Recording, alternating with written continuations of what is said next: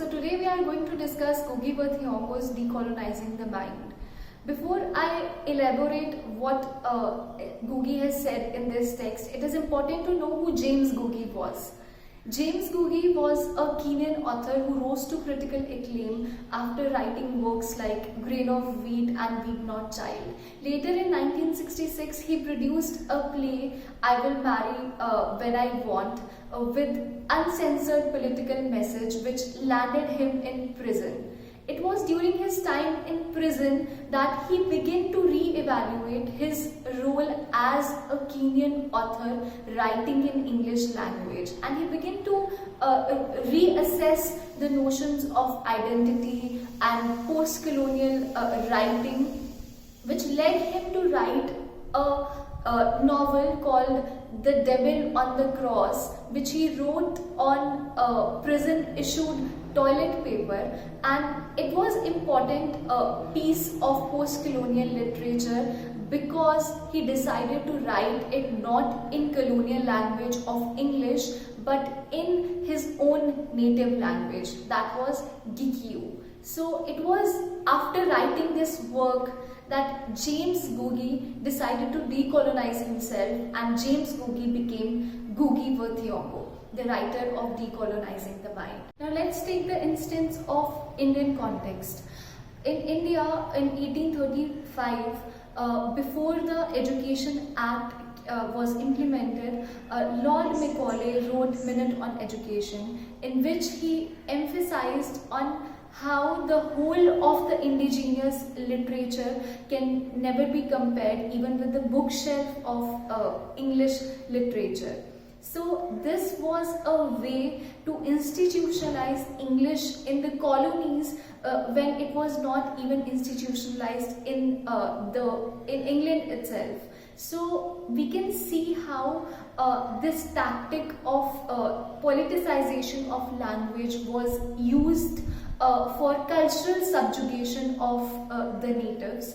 So it in a way not only brought English into limelight but also ended up criminalizing and subverting the native and indigenous languages. So for Ngugi wa Thiong'o, while bullet is a mean of physical subjugation, this language, the politicization of language is a way to spiritually subjugate the subjects who were colonized by the British. So decolonizing then is not merely a mean of overturning the economic and social sphere, but also to look within oneself and see how language, which is representation of a culture, is being politicized and changing how we see who we are.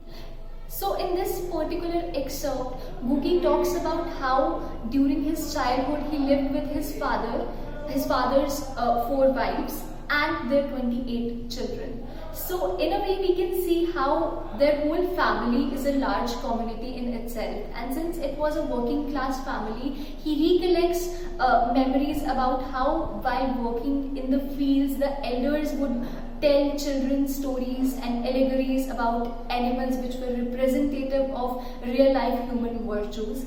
And in a way all these children grew up thinking and imagining in Gikyu language, in which they used to talk and have their everyday conversations.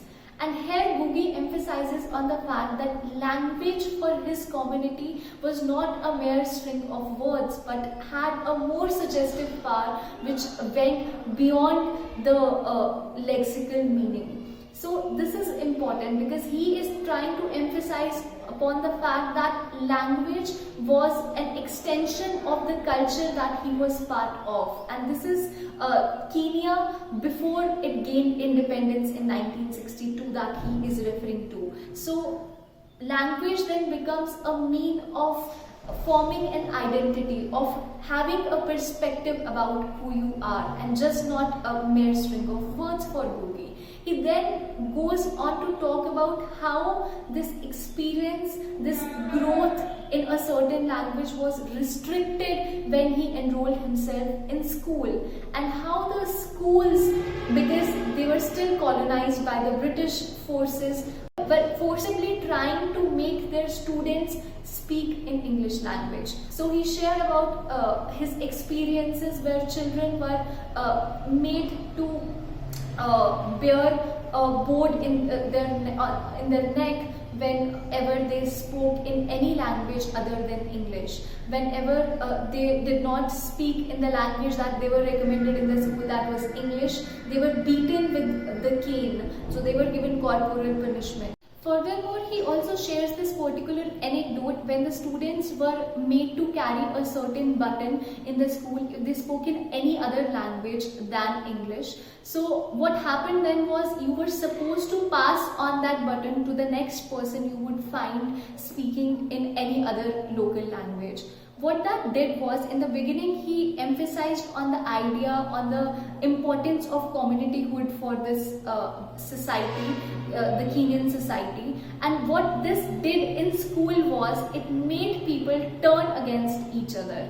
So this was a mean to not only subvert the indigenous culture, but also to turn them against each other. And that is how he tries to clarify about how the classroom was used by the British forces to as a mean of psychological conquest and not merely a place to impart education. Eventually, what this did was, this in a way inculcated in the young minds that English was the language of benevolence, intelligence and rationality, and all the other native languages like Gikyu and Swahili, which were spoken by the locals there, were languages that were not so important, that began to be criminalized because of this kind of behavior in school. So this understanding of language is important to emphasize on why Googie associates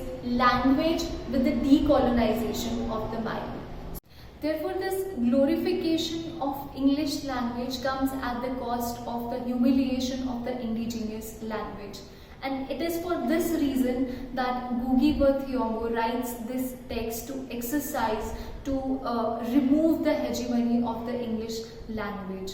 He then goes on to talk about how after ditching the English language altogether, which he calls the colonial language of the colonizer, he has always been posed with so many questions by the other authors of African literature who question him as to why he has ditched the English literature. To which he replies that the apt question would be why the African authors are still writing in the language of the colonizer. To him, the mere question that is posed to the native authors as to why they are writing in their native language is representative of some sort of colonial subjugation. So he says that all the African writers writing in English are contributing to a minor appendage which is going to be added to the mainstream English literature. While if they would continue to contribute to the African literature, they would be able to rejuvenate, to realize the potential of their own culture and their own language. It is with this thought that he concludes this particular excerpt by focusing on the fact that it is not bad to learn another language, but before doing that, you need to understand and you need to learn your own language. You need to give importance to your own language, because language, he says, is not a mere mean to communicate with the other person. It is a way in which we begin to look at ourselves, in which we form our own identity. So it becomes all the more important to firstly focus on your own language, and then later on you can go on to learn any other language that you want to learn. But before learning your own language, you would not be able to appreciate or acknowledge the world around you, because you would not have sufficient knowledge of the self. So this essay is regarded as one of the most seminal texts of the post-colonial literature, because it talks about how important the politics of language is to really decolonize the colonial subjugation in a true way. Now, reading this text in 21st century as Indian subjects in English language is even more paradoxical.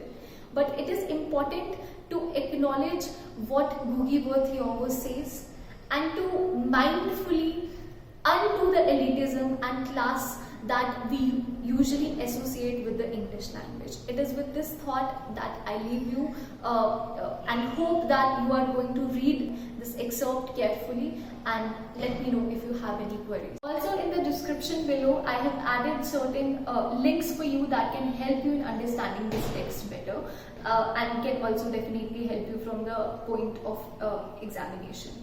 Thank you.